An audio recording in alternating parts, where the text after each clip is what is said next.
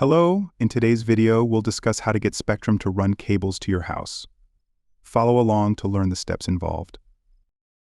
First, you need to determine if Spectrum service is available in your neighborhood. You can do this by using Spectrum coverage maps available on broadbandnow.com.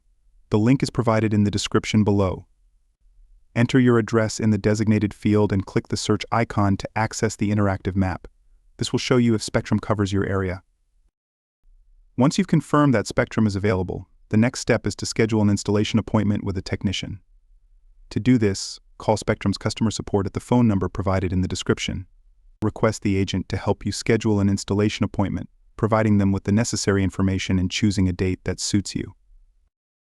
When the scheduled day arrives, a Spectrum technician will visit your home to run the cables. After the installation is complete, it's important to test the service to ensure everything is functioning correctly.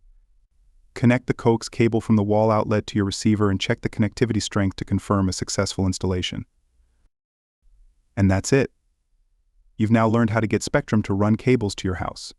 If you found this video helpful, please like and subscribe. Thank you for watching and see you next time.